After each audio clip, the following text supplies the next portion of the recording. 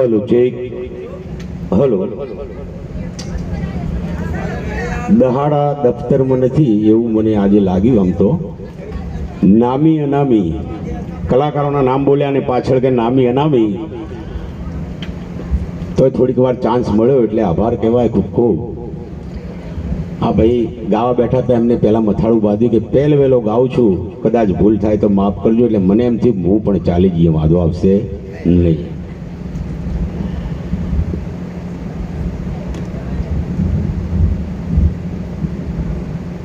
આજે શ્રદ્ધાંજલિનો કાર્યક્રમ નગીનભાઈએ જે આયોજન કર્યું અને જે પણ 5-25નો જે ખર્ચો કર્યો ને આજે જે માહોલ અહીંયા આટલી મેદની મળી અને આ ભજન સંતવાણી એક આત્માના પાછળ, નિર્વાણ આત્માના પાછળ ધન્યવાદ દેવાય. રમેશભાઈ હમણાં બોલ્યા કે ભૂલો ભૂલે બીજું બધું, મા બાપને ભૂલશો નહીં, અગણિત છે ઉપકાર એના એ વિસરશો નહીં. આ જગતમાં જેના મા બાપ નથી એને ખબર પડે કે મા બાપ વગર કેટલી વેદના થાય, અને જેને મા બાપ હોય છે એને મા બાપની પણ કિંમતની ખબર હોતી નથી. સમયનો પલટો આવ્યો છે. નાનું એક દ્રષ્ટાંત કહી, બહુ જાજો ટાઈમ નહીં લો તમારો, પણ કદાચ એ દ્રષ્ટાંત તમને ગમશે.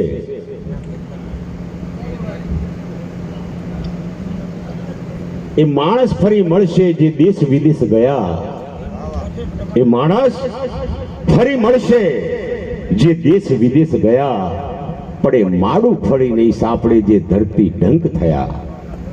ધરતીની માલિકો જે કહેવાય કે જ્યાં માટી એના પર જ્યારે વળી જાય પછી માડું આપણને પ્રાપ્ત થતા નથી. જગતમાં જવાનું દરેક માણસને છે, અને જીવનનું જો સત્ય હોય તો એ છે મૃત્યુ, જેનો આપણે સ્વીકાર કરવો પડે છે. મૃત્યુ નામ એનો નાશ છે. આ જગતનો એક નિયમ છે. એટલે કોઈ 40, કોઈ 50, કોઈ 60, કોઈ 80, પણ આ જગતમાં તે દેહ ધરી નથી રહેવાનું કોઈ બેસી. દુઃખ લાગે, આપણું સ્વજન ગયું હોય, કુટુંબી ગયું હોય, આપણને દુઃખ તો લાગે ને લાગે, પણ જેમ જેમ સમય જાય એમ બધું વિચારે પડે ને ભૂલાતું પણ જાય કે દિન ગણતા માસ ગયા, વર્ષે ઓતર્યા, હવે તો સુરત ભૂલી સાહેબા, પછી નામે વિસર્યા. ધીરે ધીરે કહેવાય કે સુરત પણ ભૂલી જાય, ને ધીરે ધીરે કહેવાય કે નામ પણ ભૂલાતું જાય છે. એટલે એક નાનું એવું ગામ, અને ગામની અંદર એક દંપતી રહે, મજૂરી કરીને પોતાનું જીવન ગુજરાન પોતે ચલાવતા.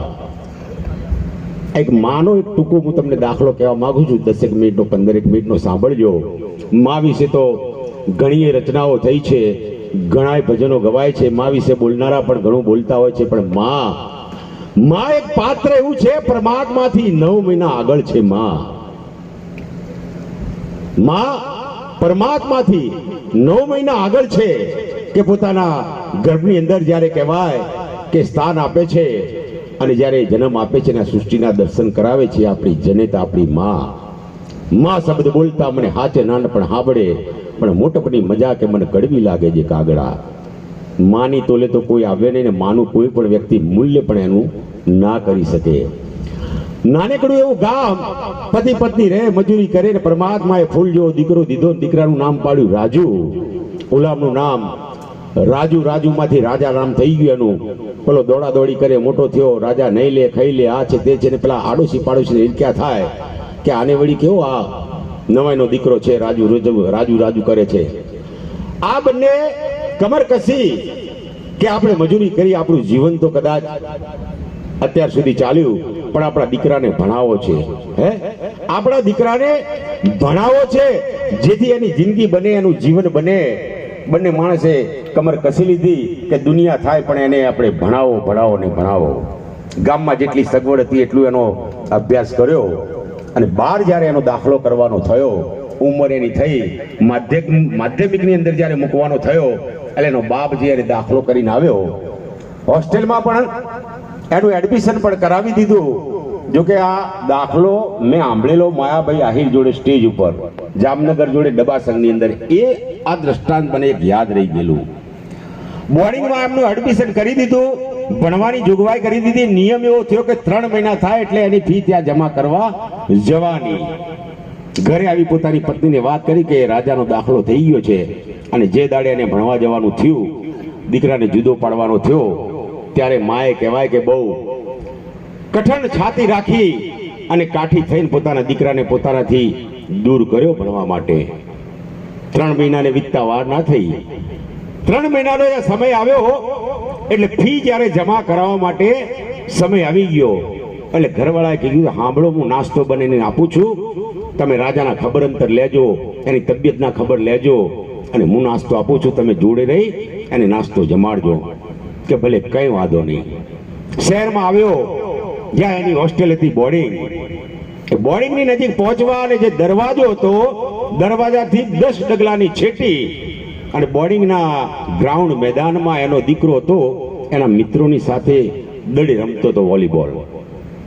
દીકરાની નજર પડી ગઈ બાપ ઉપર ને બાપની નજર પડી દીકરા ઉપર.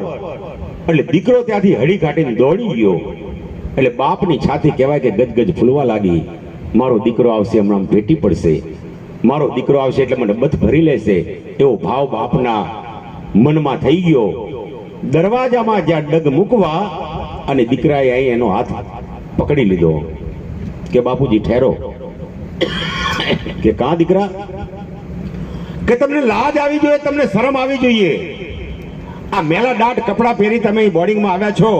અહીંયા કરોડપતિ લાખોપતિના દીકરા જે છે ને, મારા મિત્રો છે, એમને ખબર પડે તો મારી મિત્રતા તૂટી જાય. અને બાપને આઘાત લાગ્યો કે ઘરે જે લુગડા પહેરો છો, મજૂરી કરો છો, એના એ લુગડા પહેરીને તમે આવ્યા છો, તમને શરમ આવી જોઈએ. પેલાને આઘાત તો લાગ્યો, કાંઈ બોલ્યો નહીં. પણ ભલે લે ડબો, આ નાસ્તો તારી મમ્મી આપ્યો છે, તારી માએ આપ્યો છે, એટલે કે ફેંકી દો કૂતરા બલાડા, એમ કહીને એને હાથ હતો એ ઝાટકો માર્યો, ડબ્બો તો નીચે પડી ગયો. પોતે પાછો વળી ગયો. ઘરે આવ્યો, એની ધર્મપત્ની કહે છે, કેમ છે આપણો દીકરો રાજો, કેમ છે? મજામાં? એટલે બધું સારું સારું કે સારો છે ને સારું છે ને શરીરે સારું છે ને તબિયત, બધી વાત સારી કરી. પણ પોતાને જે અનુભવ થયો દીકરાનો, એની ધર્મપત્નીને પોતે કહેતો નથી. કારણ કે જનેતા છે, જો જાણશે તો એને દુઃખ લાગશે. મહિના વીતવા લાગ્યા, વર્ષ વીતવા લાગ્યા. જ્યારે જ્યારે ફી જમા કરાવવાની થાય, બારોબાર જમા કરાવી દે. ભણી ગણીને હોશિયાર બની ગયો, કહેવાય કે નાસિકનો કલેક્ટર બની ગયો ને પ્રેમ લગ્ન પણ કહેવાય કે એને કરી લીધા. ત્યાર સુધી ઘરે ના આવ્યો ને એની માં હતી, અને સફેદ બાલ આવી ગયા માથે કે આપણો દીકરો તો એવું કેવું ભણે છે, હજુ ઘરે નથી આવતો. એટલે કે તારો દીકરો જે ખરો ને એ હવે આપણો દીકરો રહ્યો નથી. કે કા એ તો કલેક્ટર બની ગયો છે નાસિકનો, ને એને તો લગ્ન પણ કરી લીધા છે ને એને દીકરો પણ છે.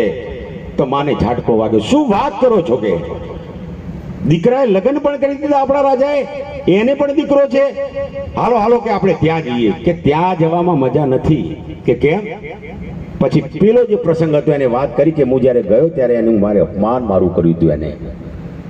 એટલે જનેતા બોલી કે તો તમે એના બાપ છો, તે તમને તો કદાચ વઢે કે બોલે. હાલો કે હું એને ખસટી નાખીશ, બોલીશ કે બાય જ્યારે એકની બે ના થઈ એટલે જવું પડ્યું. ત્યાં પૂછતા પૂછતા કહેવાય કે 2 માણસ જતા જતા કલેક્ટરના બંગલે આવીને ઊભા થઈ ગયા. વોચમેન જે હતો એને પૂછ્યું કે સાહેબ ઘરે છે? તો કલેક્ટર બારીમાંથી ઝરૂખામાંથી કપડા પહેરતા પહેરતા એના અવાજ કાને પડી ગયો. એને ત્યાંથી રાડ નાખી કે વોચમેન કોણ છે? એવા તો ભિખારી ગણાય આવે કે હાકી કાઢ કે બહાર. અને એની માના કાને આ શબ્દો પડી ગયા. બા એક અક્ષર ના બોલી, પોતાના ધણીનો હાથ ઝાલી લીધો. એટલું જ કીધું કે હાલ અહીંથી પાછા વિયા જઈએ. પાછા વળ્યા. ધીરે ધીરે ચાલતા ચાલતા ચાલતા ચાલતા અમુક વિસ્તાર વટાવી દીધો. અમુક વિસ્તાર વટાવી આગળ જતા જતા કહેવાય કે પેલો જે ભાઈડો હતો એને એટેકનો હુમલો આવી ગયો. કે હું તો કદાચ એનો બાપ હતો તો મારું અપમાન કરી તો વાંધો નહીં, આ તો એની જનેતા હતી જેને 9 મહિના પેટમાં રાખી બેઠારી એને મોટો કર્યો ને જન્મ જેને દીધો છે. આઘાત લાગ્યો, એટેક આવીને ફસડાઈ પડી ગયો. પેલી બાઈ ત્યાં રડવા લાગી. એટલે આવતા જતા કોઈ સજ્જન વ્યક્તિઓ કોઈ 2 રૂપિયા 5 રૂપિયા 10 રૂપિયા ત્યાં મૂકવા લાગ્યા. ધીરે ધીરે પૈસાનો થોડો ઢગલો થઈ ગયો. વળી સજ્જન માણસો એવા કોઈ 4 5 બીજા 8 10 મળ્યા છે. કઈક વ્યવસ્થા જોગવાઈ કરી એની શમશાન યાત્રા કરી અને એને અગ્નિદાહ દઈ દીધો. હવે આ બાઈ જાય તો ક્યાં જાય? નિરાધાર થઈ ગઈ, એકલી થઈ ગઈ. પણ કોઈક વ્યવસ્થિત વ્યક્તિએ વાત કરી કે માજી એક કામ કરો, મહાદેવનું મંદિર છે ને એ પરહાળ જે છે ને એ પરહાળમાં બધા ભિખારી જે છે ને માગવા જવા વાળા એ બધા ત્યાં પડી રહે છે, આરામ કરે છે, ત્યાં જતા રહો. ત્યાં બાયો પણ છે ને ભાઈઓ પણ છે. કોક સજ્જન વ્યક્તિ એને ધર્મશાળાની પરહાળમાં મૂકવા માટે આવી ગયા અને મૂકી. ઘણી સ્ત્રીઓ ત્યાં બેઠી હતી, પુરુષો અલગ બેઠા હતા. ભિખારી જે ભીખ માગવા શહેરમાં જાય એ બધા રાત વિશ્રામ ત્યાં કરતા આ પરહાળમાં ધર્મશાળાની. અને નિયમ એવો કે જે ચાલી શકે મજબૂતી શહેરમાં ભીખ માગવા જાય, અને જે ચાલી ના શકે એ મંદિરના પગથિયે ભીખ માગવા માટે બેસે.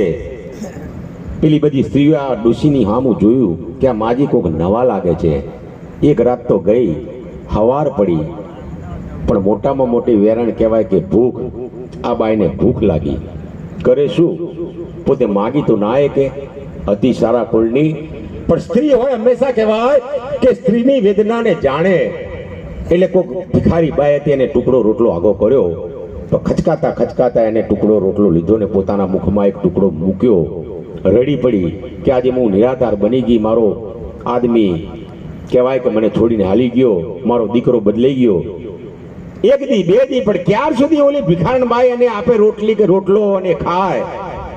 એટલે સંગ એવા રંગ જેને કહેવાય એને પણ આદત પડી ગઈ. કેવી કે જે પગથિયે જે ભીખ માગવા બેસતા હતા ત્યાં ડોશીમાં ભીખ માગવા બેસવા લાગ્યા. રમેશભાઈ, આ તો સમયની બલિહારી છે સાહેબ. પણ જગતમાં કહે છે કે કોઈ પણ વાત એવી નથી કે જેનો અંત ના હોય, કોઈ પણ પ્રશ્ન એવો નથી કે જેનો જવાબ ના હોય, માત્ર સંશોધનની જરૂર હોય. ધીરે ધીરે ધીરે ધીરે ધીરે ધીરે સમય જ્યાં વીતવા લાગ્યો અને એક દિવસ થનગડાટની અંદર બધા ભિખારી આનંદમાં આવી ગયા. શહેરમાં જે માગવા જવા વાળા જે હતા એ પણ ત્યાં આનંદમાં દેખાય. એટલે માજીને નવાઈ લાગી. પૂછ્યું કે ભાઈ આજે બધા આનંદમાં કાં છો? કે જવાનું નથી કે બજારમાં ભીખ માંગવા? કે માજી આજે તો તહેવાર છે, હે આજે તો તહેવાર છે, આજે તો ભીખ માંગવા ત્યાં જવાનું નથી. કે કેમ? અરે આજે તો અહીંયા શેઠાણી આવશે, શેઠાણી આવશે, મીઠાઈ આપશે, કપડા આપશે, પૈસા આપશે. આજે તો આનંદ આનંદ ને આનંદ. માજી કે શેઠાણી એટલે કોણ? અરે શેઠાણી કોણ? આપણા કલેક્ટરની ધર્મપત્ની. શું કહ્યું ભાઈ? આપણા કલેક્ટરની ધર્મપત્ની. ત્યાં તો માજીના શરીરમાં કહેવાય કે ચેતના આવી ગઈ. નિર્માલને જે શરીર થઈ ગયું હતું એ શરીરમાં કલેક્ટરની પત્ની શબ્દ સાંભળ્યો ને શરીરમાં ચેતનાએ પ્રગટ થઈ. હે મારા દીકરાની વહુણી આવશે. પોતે આનંદમાં આવી ગઈ. મનમાં એવું નક્કી કરી દીધું બાઈ માણે કેવું કે દુનિયા થાય ને તો શેઠાણીના પગ પકડી લઉં અને આજે નોકરાણી બનીને હું એના બંગલે જઈશ, ઘરકામ કરીશ. ભલે મારે ઘૂમતો તાણો રાખે, અહીંયા સાડલો આગો રાખવો પડે, હું બાંધી દઈશ પાછળ, પણ હું જો નોકરાણી થઈ મારા દીકરાના ઘેર જાઉં કલેક્ટરના, તો મારા દીકરાને તો હું રમાડીશ ને. મારો દીકરો કલેક્ટર છે, કદાચ એ નોકરી જશે ને તો હું એને જોઈશ, નોકરીથી ઘરે આવશે તો પણ હું એને જોઈશ. ગાડી આવી ગયા શેઠાણીની અને બધા પ્રહાળમાં કહેવાય કે પેલા પગથિયે ગોઠવાઈ ગયા. માજીએ ડોશી આમ સાડલો હતો એ ઉઠી દીધો પોતાના માથે. શેઠાણી આવ્યા, બે બાજુ બે ચાકર નોકર છે, હાથમાં થાળ, મીઠાઈ, કપડા ને બધું ફ્રૂટ, બધી સામગ્રી લઈને મંદિરમાં ગયા. ભોગ ધરાવી, પ્રસાદ ધરાવીને જ્યાં વળતા વળ્યા, આ બાજુ બધાને દાન દક્ષિણા આપવા લાગ્યા. અને જ્યાં ડોશી હતી ત્યાં કલેક્ટરની પત્ની આવી, રમેશભાઈ. એટલે માજીએ સીધા પગ પકડી લીધા કે શેઠાણી સાંભળો છો, મને તમારા ઘરે લઈ જાઓ, મને નોકરાણી તરીકે સ્વીકાર કરો. કે માજી છોડો, અમારે તો નોકર ચાકર ઘણાય છે, માળી છે, વોચમેન છે, નોકર પણ છે, અમારી જરૂર નથી. કે શેઠાણી હું ઊંચા કુળની છું, ભિખારણ નથી, મને તમે ત્યાં લઈ જાઓ. અરે માજી કોઈ જરૂર નથી, પણ એકની બે ના થઈ આ ડોશી. એટલે શેઠાણીથી એમ થયું કે લાય તાણે દયા આવી, ચાલો માજી ગાડીમાં બેસી જાઓ. ગાડીમાં બેસાડી દીધા. કલેક્ટરના બંગલે ગાડી આવી, વોચમેને દરવાજો ખોલ્યો, ગાડી જેવી અંદર જઈ, આ બાજુ બંગલો, આ બાજુ 5-6 રૂમો, ઓરડીઓ, વોચમેનને માળીને રહેવા માટે. દરવાજે ગાડી જઈ અંદર ઉતર્યા. માજી ઉતર્યા કે માજી જાઓ, છેલ્લી પેલી રૂમ દેખાય ને ત્યાં જતા રહો, કાલે તમને કામ સમજાવવામાં આવશે. પોતે બંગલાની માલિકોર ગઈ, એનો ઘરવાળો હાજર હતો. એને કીધું કે રાજા, એક માજીને હું કામ માટે લાવી છું કે એક્ઝ્યુલાઈ. મોટા માણસોને આ બધી વાતોની પડી ને કે એક્ઝ્યુલાઈ તને ગમ્યું ખરું. પેલાએ કોઈ બહુ વિશેષ ધ્યાન આપ્યું. સાડલો આગો ને આગો રાખે છે, પોતાનું મોઢું જાહેર કરતી નથી. એક દી, બે દી, ત્રણ દી, ચાર દી પેલો નોકરી જાય, પોતાના દીકરાને જોઈ લે. નોકરીથી ઘરે આવે, પોતાના દીકરાને જોઈ લે. અઠવાડિયું 10 દી કહેવાય કે માળીની સાથે કામ કરવાની એને મંજૂરી મળી હતી, એટલે બગીચો વાળતી, ઘાસ ને બધું વીણતી. પણ ધીમે ધીમે કચરા પોતાનું કામ મળ્યું બંગલામાં, એટલે આનંદમાં આવી ગઈ. હે, મારે આજે કચરા પોતું કરવાનું બંગલામાં, પોતે ખુશ થઈ ગઈ. એમ કરતા કરતા રસોડાની અંદર બધી કામગીરી કરવાની અને પરમિશન મળી ગઈ, ચા નાસ્તો બનાવવાની. પોતે વળી આનંદમાં આવી ગઈ. પણ પોતાનો સાડલો એ આઘો કરતી છે નહીં. દીકરો જાય એને જોવે, દીકરાનો દીકરો હોય તો એકલો હોય તો એને ચૂમિયો કરે, વહાલ કરી લે, અને આ માજી પોતાના મનને આનંદમાં રાખે. પણ સમય આવી ગયો એક દિવસનો. સવારે વહેલા કલેક્ટરની જે ધર્મપત્ની હતી, પોતે ગઈ શોપિંગ કરવા માટે બહાર, અને કલેક્ટર નીકળ્યો ઓફિસ જવા 10:30 આજુબાજુ. વોચમેને દરવાજો બંધ કરી દીધો. માજી વળી પાછા કામે લાગી ગયા. 11:30 12 થતા થતા પેલાને ઓફિસમાં માથું ચડ્યું, આદોશી દુખી, એટલે રજા લખાવી દીધી. અને પછી બંગલે પોતાની ગાડી આવી, એટલે વોચમેને દરવાજો ખોલ્યો ને હોર્ન વાગ્યો. એટલે માજીને ધ્રાસકો પડ્યો કે મારો દીકરો હમણાં ઓફિસ ગયો હતો ને કેમ હાલ પાછો આવ્યો. સાડલો હતો કહેવાય કે આમ મોઢું પોતાનું ઢાંકી દીધું. અંદર જ્યારે પેલો એન્ટર થયો બંગલામાં, એટલે એને કીધું માજીને કે માજી, એક કપ કોફી કે બનાવજો મારા માટે. આનંદમાં આવી ગઈ, આજે દીકરો મારા હાથની કોફી પીશે. કે કોફી બનાવી, કોફી બનીને એને આપી. પેલો સોફા પર આડો પડ્યો છે, કોફી પી, કપ પાછો આપ્યો કે માજી, મારું માથું દુખે છે, ઓલો મલમ પડ્યો મારા કપાળે જરા ઘસી દો. અને આ ડોસી કહેવાય કે આનંદમાં આવી ગઈ કે મને મલમ ઘસવાનું કહ્યું, આજે મારો હાથ મારા દીકરાના કપાળ ઉપર જશે. કપ મૂકવા અને મલમ લેવાનું ભૂલી જવા રમેશભાઈ. આનંદમાં ને આનંદમાં, કેમ કે માં હતી ને, સાડલો ફિટ કરી દીધેલો. ધીરે ધીરે હાથ પસારે છે ને પેલાની આદોશી ઉતરી ગઈ, માથું ઉતરી ગયું.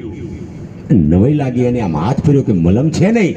જમદન એને હાથ ઝાલ્યો કે માજી ઉભા રહો, મલમ નથી તમે લીધો, મારું માથું કા ઉતરી ગયું છે. એટલે હિબકે ચડી ડોસી રડવા લાગી. આ દ્રશ્ય સર્જાવા, હાથ પકડવા અને શોપિંગ કરવા ગયેલી જે શેઠાણી હતી એને અંદર બંગલામાં એન્ટ્રી કરવા નજર પડી ગઈ. રાજા, શું છે કે આ બધું? કે જોતો ખરા, મારું માથું દુખતું હતું અને મેં મલમ લગાવવાનો કીધું, આને મલમ પણ લીધો નથી અને મારું માથું ઉતરી ગયું.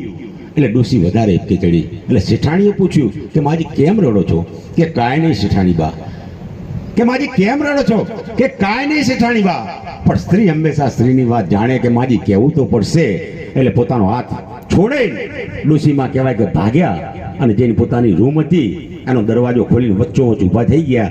એમની સામે દિવાલ, બાજુમાં દિવાલ, આ બાજુ દિવાલ, આ બાજુની સામેની જે દિવાલમાં એક બારી, અને માજી બારીની સામે કહેવાય કે પોતે ઊભા થઈ ગયા. પણ પેલી જે શેઠાણી હતી કલેક્ટરની પત્ની, એ પણ સ્ત્રી હતી.